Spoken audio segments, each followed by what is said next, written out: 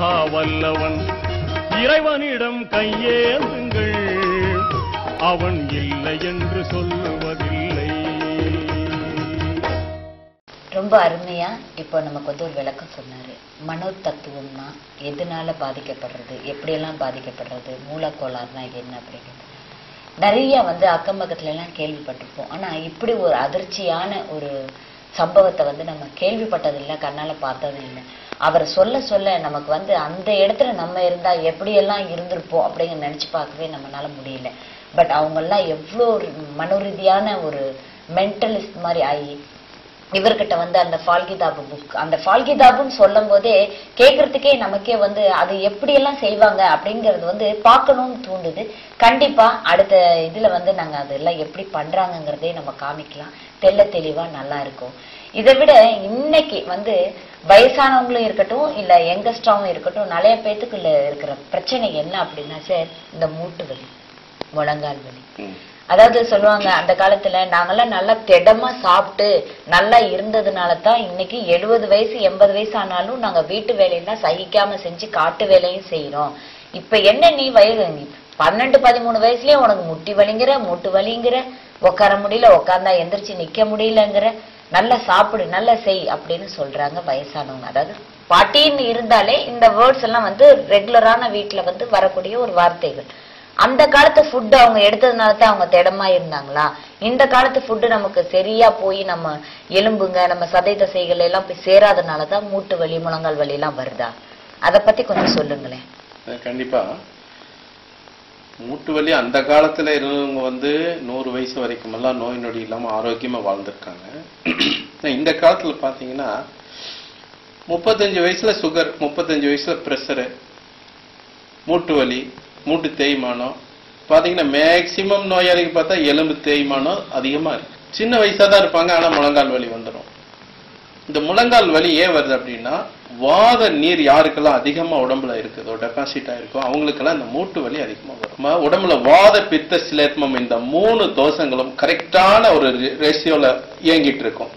இந்த வாத பித்த சிலேத்மம் இந்த முக்குடல் வேரியேஷன் எச்சு கம்மி ஆகும்போது அந்தந்த நோய்கள் ஏற்படுது. இப்ப இந்த மூட்டு வலி வீக்கம் ஜாஸ்தியா இருக்கும். உடம்பு பாத்தீங்கன்னா நிறைய பேருக்கு ஒரு 40 வயசு ஆனவங்களுக்கு அந்த முழங்கால் வலி, மூட்டு வலி, மூட்டு மடக்க முடியாம இருக்கும், வீக்கங்கள் அதிகமா இருக்கும்.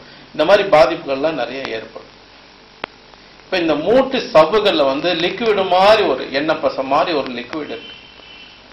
நம்ம மூட்டுகளை ஈஸியா மடக்கிறக்கும், அந்த எல்போ எல்லாம் மடக்கிறக்கும், அந்த மூட்டுகள் சரியானபடி இயங்குறக்கும் இந்த எண்ணெய் பசை போன்ற ஒரு திரவம் நம்ம மூட்டு எலும்புகள்ல இருக்கு. இந்த வாத நீர் அதிகமா இருக்கிறவங்களுக்கு உடம்புல வாயு அதிகமா சேரும் போது அந்த மூட்டில் இருக்கக்கூடிய எண்ணெய் பசைகள் குறையும் போது அந்த மூட்டு உராய்வு, அந்த மூட்டு சவ்வுகள் இருக்கும், அந்த சவ்வுகளை உராய்வுகள் ஏற்படும் போது அந்த மூட்டு தேய்மானங்கள் ஏற்படும். என்னுடைய மருத்துவமனைக்கு நிறைய அந்த மாதிரி முழங்கால் வலி, வீக்கம், நடக்க முடியாதவங்க நிறைய வர்றாங்க. மைசூர்ல இருந்து ஒரு பேஷண்ட்டை கூட்டிட்டு வந்திருந்தாங்க. ஒரு கிட்டத்தட்ட ஒரு 60 வயது மதிக்கத்தக்க ஒரு நபர். கால் மடக்கவும் முடியாது, நீட்டவும் முடியாது, வீக்கம் தான், நரித்தலை வாதம்னு சொல்ற மாதிரி. அந்த கால் ரொம்ப வீங்கி போய் அதை பஸ்ல உட்கார முடியாது, கார்ல கூட ஒரு நாள் உட்கார முடியாது. இப்ப என்ன பண்ணாங்க, ஒரு ஆம்னில அவர் பெட்டு போட்டா பெட்ல படுக்க வச்சு அப்படியே தூக்கிட்டு என்னுடைய மருத்துவமனைக்கு கொண்டு வராங்க. 2 காலும் வீங்கி போய் நரித்தலை வாதம்னு சொல்ற வாதத்துல 84 வகையான வாதங்கள் இருக்குன்னு நான் ஏற்கனவே சொல்லியிருக்கேன். அந்த மாதிரி இதுவும் நரித்தலை வாதம்னு சொல்றது. அந்த பாத்தீங்கன்னா அந்த முழங்கால் பார்த்தா நரியினுடைய தலை எப்படி இருக்குமோ அந்த ஷேப்ல பாக்குறதுக்கு இருக்கும். இதனால அந்த காலத்துல நரித்தலை வாதம்னு ஓட்ட வச்சிருக்காங்க. இப்ப கால் மடக்கவும் முடியாது, நீட்டவும் முடியாது, எந்த வேலையும் செய்ய முடியாது, லெட்டின் பாத்ரூம் போனா கூட அவரால் உட்கார முடியாது. பெட் பேன் வச்சுதான் போயிட்டு இருக்காரு. அந்த ஒரு நிலைமைக்கு கூட்டிட்டு வந்தாங்க. இப்ப என்னுடைய மருத்துவமனையில் தங்க வச்சு அவருக்கு சிகிச்சை செஞ்சு ஒரு 15-20 நாட்கள் அவரை தங்க வச்சிருந்தாங்க. அப்போ அவருடைய சன்னு கொண்டு அந்த மனிதனை விட்டுட்டு போயிடுறாரு. அவர் ஒரு அட்டெண்டர் கூட வச்சுட்டு அவங்க போயிடுறாங்க. ஒரு 15 நாள் கழிச்சு வர்றாங்க. அந்த 15 நாளைக்குள்ள அந்த என்னுடைய மருத்துவமனையில அந்த சிகிச்சைகள், அதை ஸ்டீம் பாத்து, நீராவி குளியல், அந்த ஆயில் குளியல் இதெல்லாம் கொடுத்து அவருக்கு மருத்துவங்களும் செஞ்சு அந்த வாத நீர்களை முழுமையா குறைச்சு அந்த வீக்கங்கள், வலி எல்லாமே குறைஞ்சு இயற்கையா நடக்கக்கூடிய அளவுக்கு அவரு என்னுடைய மருத்துவமனை அதுக்குண்டான ஜெர்மன் டெக்னாலஜின்னு கூடிய சில நவீன இயந்திரங்களை கொண்டு ஸ்டீம் பாத், நீராவி குளியல், எண்ணெய் குளியல், இந்த மாதிரி சில நவீனமான யுக்திகளை அந்த ட்ரீட்மெண்ட் மருத்துவ முறைகளில் கையாண்டு சில மருந்து சித்த மருத்துவ முறையில் அவருக்கு மருந்து கொடுத்து அந்த வீக்கங்கள், அதாவது வந்து அந்த நீர்களை உடம்புல இருக்கக்கூடிய அந்த வாத நீர்களை முழுமையா குறைச்சு அந்த வீக்கங்கள் வலி எல்லாம் முழுமையா குறைச்சிருச்சு. 15 நாள்ல அவர் இயற்கையா ஏதோ வந்து நல்லா அவரே தன்னால நடக்கிறாரு, உட்கார்றாரு, எந்திரிக்கிறாரு, அந்த அளவுக்கு அவருடைய நோய் குணமாயிடுச்சு. அப்போ எந்த ஒரு இதா இருந்தாலும் சரி அதுக்கு என்ன காரணம்னு பார்த்துட்டு அதுக்குண்டான முழுமையான காரணத்தை நிவர்த்தி பண்ணினா தான் ஒரு நோயை முழுமையா குணப்படுத்த முடியும். இப்ப அவருக்கு உடம்புல வந்து வாத நீர் அதிகமா இருக்கிறதுனால அந்த வாத நீரை குறைக்காம என்ன மருந்துகள் கொடுத்தாலுமே அந்த மருந்துகள் தற்சாந்தியா தான் அதனுடைய உடம்புல வேலை செய்யுமே தவிர முழுமையான நிவாரணம் கிடைக்காது.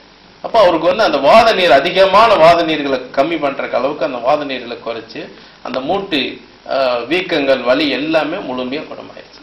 இந்த மாதிரி எத்தகைய வாத நோய்களா இருந்தாலும், அதை வந்து வாதம் 84 வகையான வாத நோய்களை சித்தர்கள் கணிச்சு கொடுத்திருக்காங்க. மூட்டு வாதம், முடக்கு வாதம், சரவாங்கி வாதம், இந்த மாதிரி குதிங்கால் வாதம், இந்த மாதிரி நிறைய வாத நோய்கள் இருக்கு. குதிங்கால் வாதம்னு அது ஒரு பெரிய ஒரு பிரச்சனை. மேக்சிமம் அந்த பெண்களுக்கு, வீட்டில் இருக்க பெண்களுக்கு இந்த குதிங்கால் வாதம் வரும். நார்மலா தான் இருப்பாங்க, காலையில தூங்கி எந்திரிச்ச உடனே ஒரு 10 எட்டு நடக்கிறதுக்குள்ள அவங்களுக்கு கண்ணுல தண்ணி வந்துடும். அவ்வளவு ஒரு கடுமையான வலி அந்த குதிங்கால்ல இருக்கும். நடக்க நடக்க கொஞ்சம் கிரேஸா அந்த வலி குறைஞ்சிட்டு இருக்கும். அது மாதிரி கொஞ்ச நேரம் உட்கார்ந்து இருந்துட்டு எந்திரிச்சாலுமே